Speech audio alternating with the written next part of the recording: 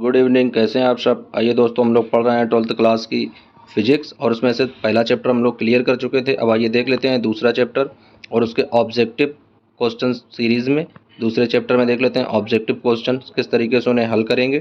तो आइए दोस्तों देखते हैं पहला क्वेश्चन क्या दिया गया है। तो दोस्तों पहला क्वेश्चन दिया गया वायु में 1 सेंटीमीटर की दूरी पर रखे प्रत्येक 1 माइक्रोकूलाम के दो वायु में 1 सेंटीमीटर की दूरी पर प्रत्येक 1 माइक्रोकूलाम के दो धनात्मक बिंदु आवेशों के निकाय की विद्युत स्थितिज ऊर्जा क्या होगी। तो दोस्तों एक बार फिर से पढ़ लेते हैं क्वेश्चन। दिया गया वायु में 1 सेंटीमीटर की दूरी पर रखे प्रत्येक 1 माइक्रोकूलाम के दो धनात्मक बिंदु आवेशों के निकाय की विद्युत स्थितिज ऊर्जा। दोस्तों विद्युत स्थितिज ऊर्जा पूछ रहा है कि विद्युत स्थितिज ऊर्जा क्या होगी। तो आइए देख लेते हैं, उसको निकाल लेते हैं किस तरीके से विद्युत स्थितिज ऊर्जा ज्ञात करेंगे। दोस्तों आप लोग पेन कापी साथ में रखकर उनको हल करते रहिएगा और उसमें जो क्वेश्चन का आंसर सही लगे उसे कमेंट बॉक्स में कमेंट करते रहिएगा। आइए देख लेते हैं इसका पहला आंसर जो है, इसे सॉल्व करेंगे। तो विद्युत स्थितिज ऊर्जा दोस्तों किस तरीके से निकालते हैं। जब आवेश दिए जाते हैं उसका फार्मूला क्या लगाते हैं, उसका फार्मूला लगाते थे दोस्तों, कूलाम के नियम के तरीके से फार्मूला लगता था। तो इसके जब हल करेंगे तो क्वेश्चन का जो आंसर होगा दोस्तों वो आंसर सही आ जाएगा। आंसर आ जाएगा इसका बी नंबर यानी 0.9 जूल। तो इस तरीके से इसका राइट आंसर हो जाएगा दोस्तों 0.9 जूल। तो पहले क्वेश्चन का राइट आंसर हो जाएगा बी नंबर। अब आइए देख लेते हैं दोस्तों अगला क्वेश्चन दोस्तों दिया गया 1 इलेक्ट्रॉन वोल्ट का मान क्या होता है। तो 1 इलेक्ट्रॉन वोल्ट का मान दोस्तों दिया गया है 2 × 10⁻⁻18 होता है, या 1.5 × 10⁻19 होता है, या 1.6 × 10⁻19 होता है, या 2.4 × 10⁻19 होता है। तो दोस्तों देख लेते हैं इसका राइट आंसर क्या होगा। 1 इलेक्ट्रॉन वोल्ट का जो मान होता है दोस्तों वो होता है 1.6 × 10⁻19। तो इसका राइट आंसर हो जाएगा दोस्तों सी नंबर। तो क्वेश्चन नंबर 2 का राइट आंसर हो जाएगा सी नंबर। अब आइए दोस्तों देख लेते हैं तीसरा क्वेश्चन। दोस्तों तीसरा क्वेश्चन दिया गया विद्युत विभव का मात्रक ज्ञात कीजिए। यानी ये जो विद्युत विभव दिया गया इसका एसआई पद्धति में मात्रक क्या होता है। दोस्तों जब हम लोगों ने पढ़ाई की थी उसमें सारी चीज़ें एसआई पद्धति में कौन कौन सी राशियाँ होती हैं वो राशियाँ डिस्कस की थी, उनकी विमा क्या होती है उसका भी डिस्कशन हुआ था। उसके बाद में एसआई पद्धति का मात्रक क्या था उसका भी डिस्कशन हुआ था। तो आइए दोस्तों देख लेते हैं इसका एसआई पद्धति में मात्रक क्या होगा। तो पहला मात्रक दिया गया जूल प्रति कूलाम, उसके बाद में फिर मात्रक दिया गया जूल कूलाम, फिर दिया गया कूलाम प्रति जूल, या दिया गया न्यूटन प्रति कूलाम। तो विद्युत विभव का मात्रक देख लेते हैं दोस्तों। विद्युत विभव का मात्रक क्या होगा। तो विद्युत विभव का फार्मूला देख लेते थे क्या आया था। तो विभव का फार्मूला आया था V बराबर W/Q, और यहाँ पर Q नॉट क्या था, ये था परीक्षण आवेश। तो W के यानी मात्रक क्या होता है, कार्य का मात्रक क्या होता है, जूल होता है दोस्तों। और आवेश है, आवेश का एसआई पद्धति मात्रक क्या होता है, कूलाम होता है। तो इसका राइट आंसर क्या हो जाएगा दोस्तों, जूल प्रति कूलाम। तो इसका ए ऑप्शन सही हो जाएगा, यानी क्वेश्चन नंबर 3 का option number A is right answer. यानी विद्युत विभव का जो मात्रक है वो होता है जूल प्रति कूलाम। अब आइए देख लेते हैं अगला क्वेश्चन। दोस्तों अगला क्वेश्चन दिया गया है एक समान विद्युत क्षेत्र ई में रखे विद्युत द्विध्रुव आघूर्ण P वाले विद्युत द्विध्रुव को 90% यानी 90 डिग्री से घुमाने पर कुल कार्य क्या होगा। यानी जब कोई विद्युत द्विध्रुव किसी एक समान विद्युत क्षेत्र में रखा है उसे 90 डिग्री घुमा देते हैं तो उस पर लगने वाला जो कार्य है, कार्य क्या होगा। तो कार्य के लिए देख लेते हैं दोस्तों इसका किस तरीके से आंसर आएगा। पहला दिया गया PE/2 या 2PE या PE या उसके बाद में √PE। तो दोस्तों इसका राइट आंसर हो जाएगा सी नंबर P/E। ये P क्या है, ये P दोस्तों है वैद्युत द्विध्रुव आघूर्ण, और E क्या है, ये E है जो वैद्युत क्षेत्र। तो इसका राइट आंसर हो जाएगा सी नंबर। क्वेश्चन 4 का राइट आंसर दोस्तों सी नंबर। अब आइए देख लेते हैं अगला क्वेश्चन। दोस्तों अगला क्वेश्चन दिया गया है वैद्युत विभव का मात्रक ज्ञात कीजिए। बिल्कुल इजी क्वेश्चन है दोस्तों। वैद्युत विभव का मात्रक क्या है, जूल प्रति कूलाम, जूल कूलाम वोल्ट प्रति मीटर, या जूल प्रति कूलाम मीटर। तो आइए दोस्तों देख लेते हैं इसका आंसर क्या होगा। तो वैद्युत विभव का आंसर क्या होगा दोस्तों, जूल प्रति कूलाम। तो इसका राइट आंसर हो जाएगा ए नंबर।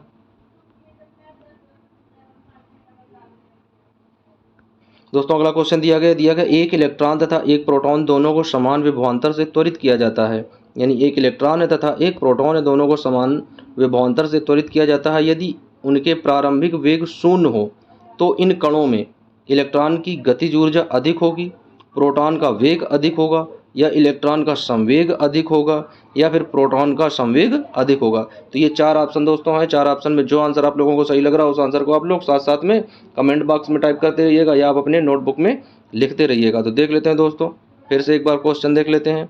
तो क्वेश्चन नंबर दिया गया है 6वां, एक इलेक्ट्रॉन तथा एक प्रोटॉन को दोनों को समान विभवांतर से त्वरित किया जाता है। यदि उनके प्रारंभिक वेग 0 हो तो इन कणों में क्या होता है दोस्तों, इन कणों में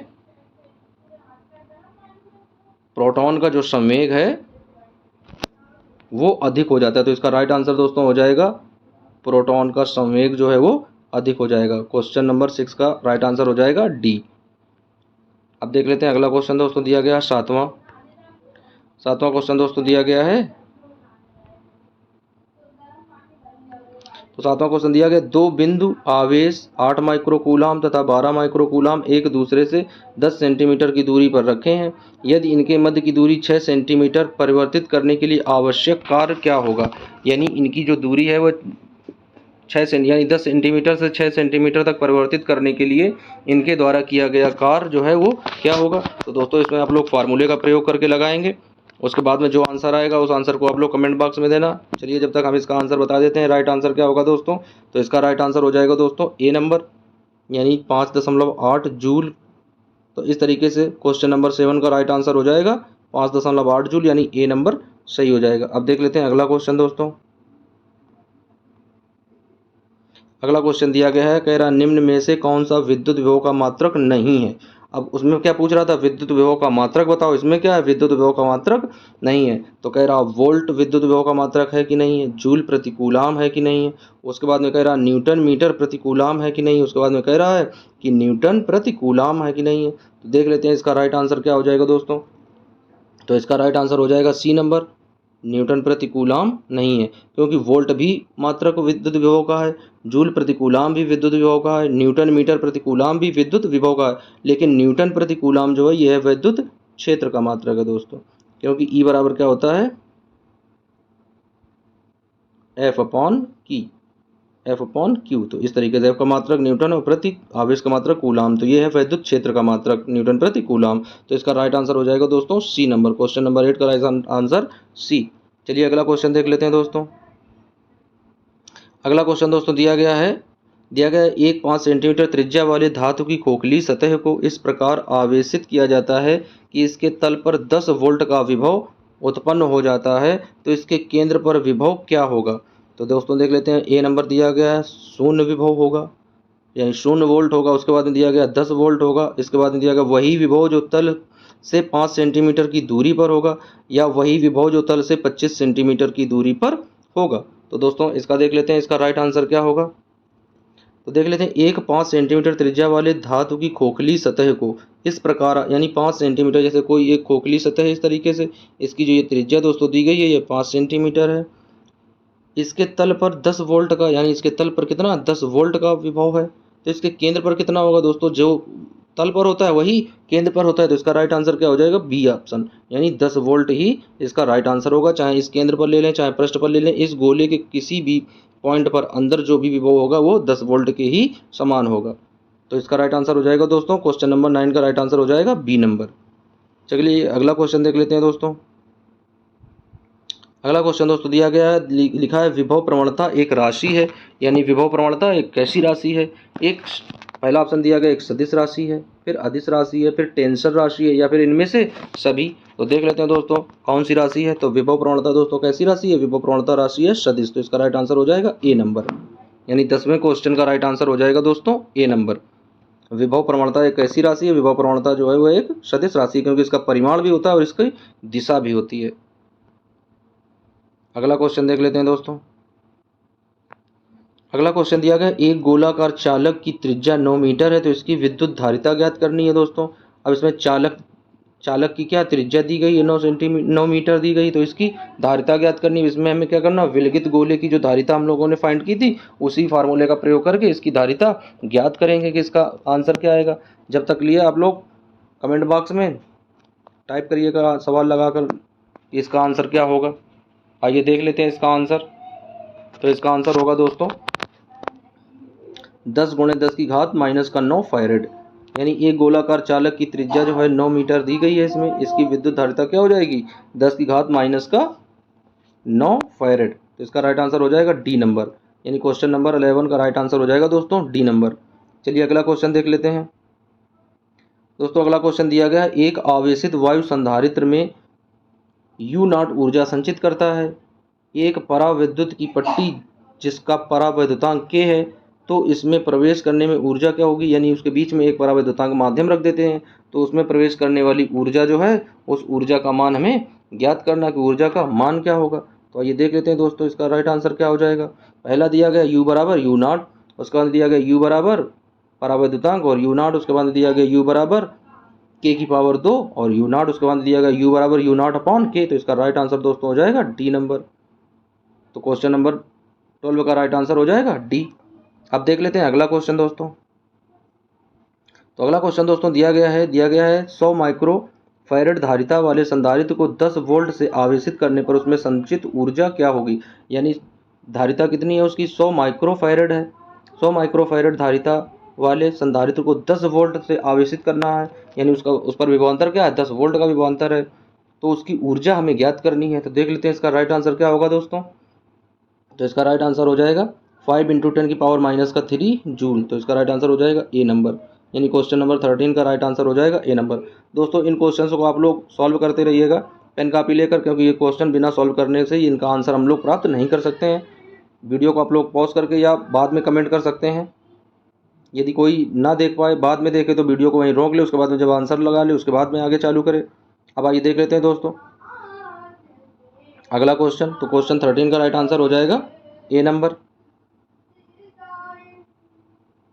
अब देख लेते हैं दोस्तों क्वेश्चन नंबर दिया गया है 14वां, दिया गया 3 बराबर धारिता वाले संधारित्रों को, यानी 3 बराबर धारिता वाले संधारित्रों को पहले समांतर क्रम में फिर श्रेणी क्रम में जोड़ा जाता है। दोनों दशाओं में इनकी तुल्य धारिता का अनुपात क्या होगा।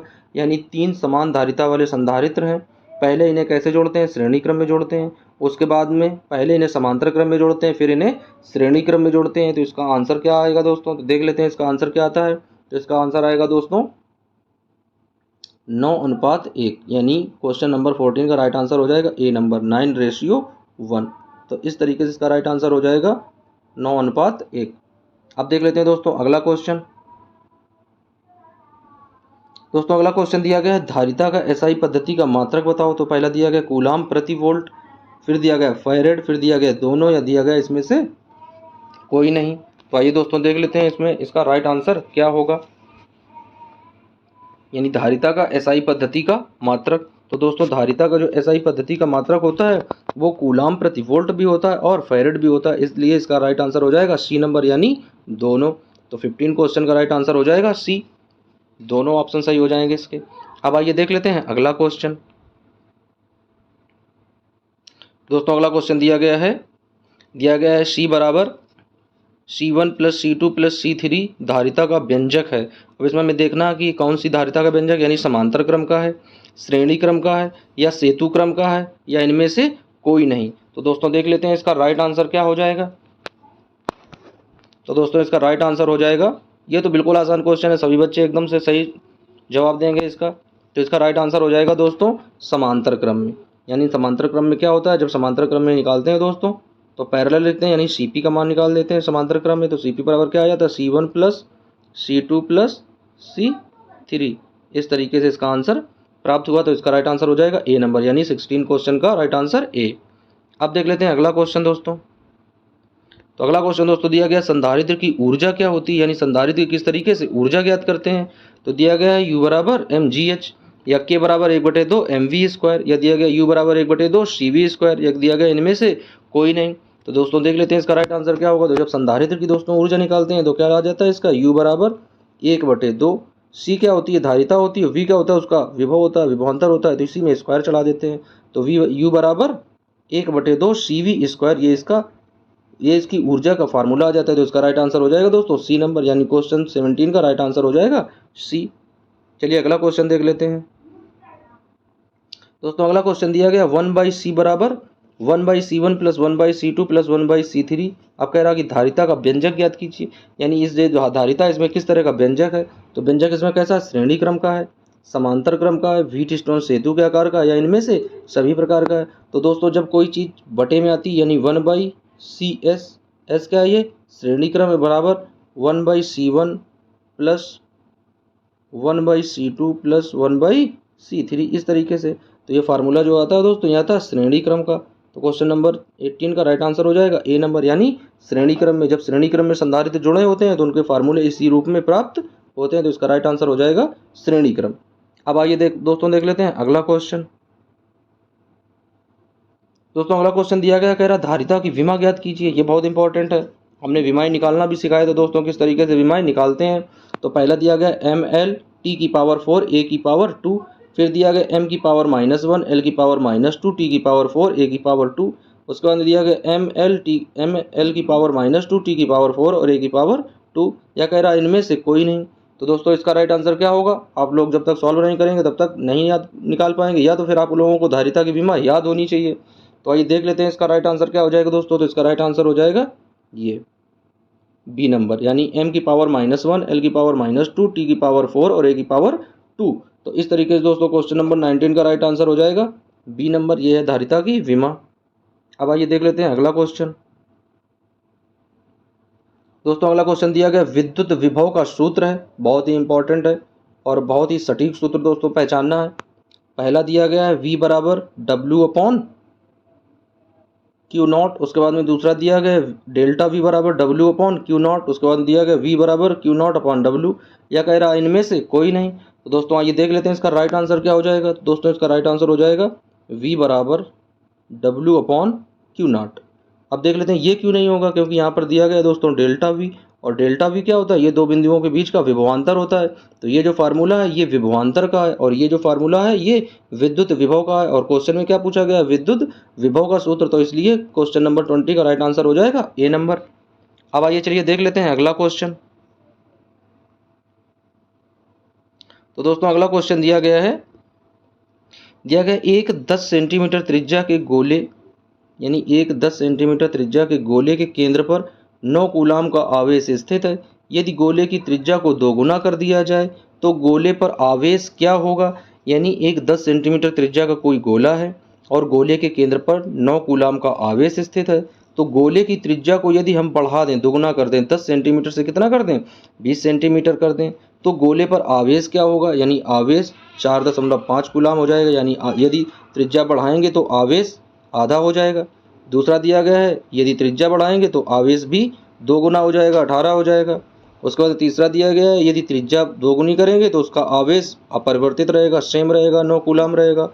उसके बाद चौथा ऑप्शन दिया गया है कि यदि उसकी त्रिज्या को दोगुना करेंगे तो उसका आवेश जो है वो शून्य हो जाएगा, आवेश 0 के बराबर हो जाएगा। दोस्तों जो ऑप्शन आप लोगों को सही लग रहा है उस ऑप्शन को आप लोग जल्दी से कमेंट बॉक्स में टाइप करिएगा। अब आइए देख लेते हैं इसका राइट आंसर क्या होगा। क्या दिया गया दोस्तों, एक 10 सेंटीमीटर त्रिज्या के गोले के केंद्र पर 9 कूलाम का आवेश स्थित है। यदि गोले की त्रिज्या 2 गुनी कर दी जाए तो गोले पर आवेश क्या होगा। दोस्तों आइए समझ लेते हैं इस क्वेश्चन को। यदि इस तरह का एक कोई गोला दिया गया है, इस गोले के केंद्र पर 9 कूलाम का आवेश है। अब इसकी त्रिज्या r जो दी गई है, r दी गई है 10 सेंटीमीटर। अब इस 10 सेंटीमीटर को बढ़ाकर यदि 20 सेंटीमीटर कर दें तो ये गोला तो बढ़ जाएगा, लेकिन जो इसके केंद्र पर कूलाम है यानी जो आवेश है वो आवेश तो सेम रहेगा। एग्जाम्पल के तौर पर यदि कोई एक छोटा सा केन ले लें और उसमें 5 लीटर दूध डाल दें, उसके बाद में उसी 5 लीटर दूध को एक 20 लीटर के केन में डाल दें, तो क्या होगा, उसका आकार तो बढ़ जाएगा लेकिन जो 5 लीटर दूध है वो तो सेम ही रहेगा। तो इस वजह से इसमें जो आवेश है वो 9 कूलाम ही रहेगा, आवेश में कोई परिवर्तन नहीं होता है। यानी आवेश जो है वो त्रिज्या के बढ़ने या घटने पर निर्भर नहीं करता है। तो इसका राइट आंसर दोस्तों क्या हो जाएगा, राइट आंसर हो जाएगा सी नंबर। तो क्वेश्चन नंबर 21 का राइट आंसर हो जाएगा सी। अब आइए देख लेते हैं दोस्तों अगला क्वेश्चन। दोस्तों अगला क्वेश्चन दिया गया है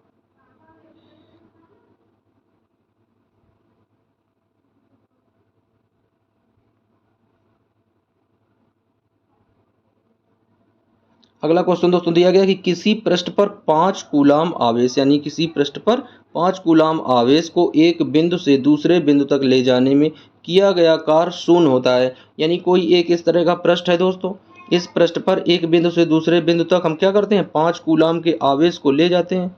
ये कितना है, 5 कूलाम का आवेश है उसे एक बिंदु से दूसरे बिंदु तक ले जाते हैं। तो ले जाने में जो कार्य W है वो कितना हो जाता है दोस्तों? W जो है वो 0 हो जाता है। तो जब W 0 हो जाएगा तो क्या होगा? ऑप्शन दिया गया उच्च विभव युक्त, जो पृष्ठ होगा उसमें क्या होगा? उच्च विभव होगा। दूसरा दिया गया है जो पृष्ठ है वो निम्न विभव है। उसके बाद में दिया गया जो पृष्ठ है वो विषम विभव युक्त पृष्ठ है। उसके बाद में दिया गया D बराबर जो पृष्ठ है वो कैसा है? सम विभव पृष्ठ है।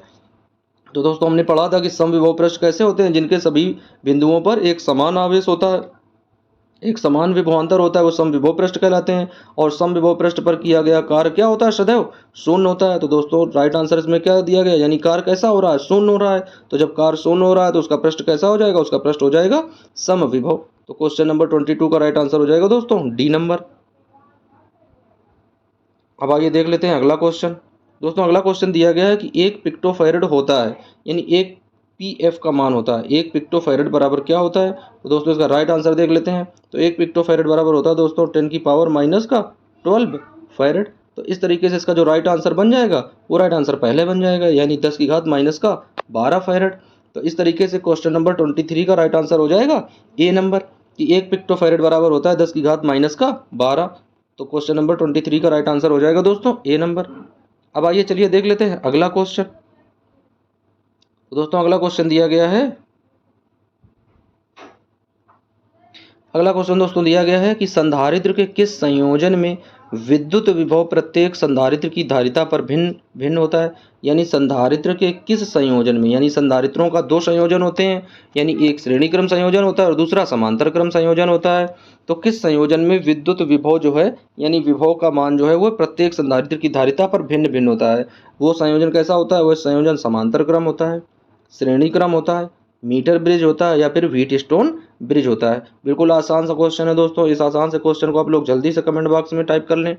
आइए दोस्तों देख लेते हैं इसका राइट आंसर क्या हो जाएगा। तो संधारित्र के श्रेणी क्रम संयोजन में, यानी संधारित्र के श्रेणी क्रम संयोजन में प्रत्येक संधारित्र पर जो विभव है वो भिन्न भिन्न होता है, क्योंकि श्रेणी क्रम में दोस्तों इस तरीके से सब जोड़े जाते हैं। जो संधारित्र होते हैं इस तरीके से जुड़े होते हैं, C1 C2 C3 इस तरीके से।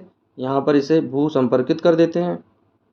यहाँ पर V होता है, यहाँ से Q जाता है, तो इसके सामने V1 हो जाता है, इसके सामने V2 हो जाता है, इसके सामने V3 हो जाता है, यानी C1 C2 और C3 प्रत्येक संधारित्र के सामने जो विभवांतर है वो भिन्न भिन्न हो जाता है, अलग अलग हो जाता है। यही क्वेश्चन कह रहा है कि संधारित्र के संयोजन में विद्युत विभव जो है वो प्रत्येक संधारित्र की धारिता पर भिन्न भिन्न होता है। तो वह कैसा होता है दोस्तों? वो होता है श्रेणी क्रम संयोजन। तो इसका राइट आंसर हो जाएगा दोस्तों बी नंबर। क्वेश्चन नंबर 24 का राइट आंसर हो जाएगा दोस्तों बी। श्रेणी क्रम संयोजन में प्रत्येक संधारित्र पर विभव जो है वो कैसा हो जाता है दोस्तों? भिन्न भिन्न हो जाता है, विभव प्रत्येक पर अलग अलग होता है। तो इसका राइट आंसर हो जाएगा 24 क्वेश्चन का बी ऑप्शन सही हो जाएगा। अब देख लेते हैं दोस्तों फाइनल क्वेश्चन, यानी लास्ट क्वेश्चन, बहुत ही इंपॉर्टेंट क्वेश्चन है दोस्तों। क्वेश्चन दिया गया है कि 3 संधारित्र दिए गए हैं, यानी पहला दिया गया है 1 माइक्रोफैरड, उसके बाद में दिया गया 2 माइक्रोफैरड, उसके बाद दोस्तों दिया गया 3 माइक्रोफैरड। तो 3 संधारित्र दिए गए हैं, 1 माइक्रोफैरड, 2 माइक्रोफैरड और 3 माइक्रोफैरड। समांतर क्रम में जुड़े हैं। कौन से क्रम में जुड़े हैं दोस्तों? समांतर क्रम में जुड़े हैं। तो इनकी तुल्य धारिता ज्ञात कीजिए। अब दोस्तों इस सवाल को आप लोग होमवर्क के रूप में लगाएंगे और उसके बाद में जो आंसर सही होगा उस आंसर को आप लोग कमेंट बॉक्स में टाइप करके लिखेंगे कि इसका आंसर क्या सही होगा। इसका आंसर पहला दिया गया यानी 6 माइक्रोफैरड हो जाएगा, या दूसरा दिया गया 11/6 माइक्रोफैरड हो जाएगा, या तीसरा दिया गया 6/11 फैरड होगा, या इसमें से कोई नहीं होगा। तो दोस्तों इस तरीके से हम लोगों ने दूसरे चैप्टर के यानी स्थिर विद्युत विभव एवं धारिता के 25 मोस्ट इंपॉर्टेंट बहुविकल्पी क्वेश्चंस को सॉल्व कर लिया है। 25वां क्वेश्चन जो है वो क्वेश्चन दोस्तों होमवर्क के रूप में इस क्वेश्चन को आप लोग अपने मन से सॉल्व करेंगे। उसके बाद में जो भी आंसर सही होगा उसे कमेंट बॉक्स में टाइप करेंगे। दोस्तों यदि आप लोगों को चीज़ें अच्छे से समझ में आ रही हो तो एक बार वीडियो को लाइक कर दें और चैनल को सब्सक्राइब कर दें। और नेक्स्ट जैसे ही चैप्टर क्लियर होगा तीसरा चैप्टर, उसके बाद में उसके बहुविकल्पी क्वेश्चंस को सॉल्व करेंगे। दोस्तों इसी तरीके से ये जो सीरीज है, जो श्रृंखला है बहुविकल्पी क्वेश्चंस की, वो निरंतर चलती रहेगी एग्ज़ाम के समय तक। तो दोस्तों बने रहिए साथ वीडियो में और अपने नॉलेज को बढ़ाते रहिए। थैंक यू दोस्तों, धन्यवाद।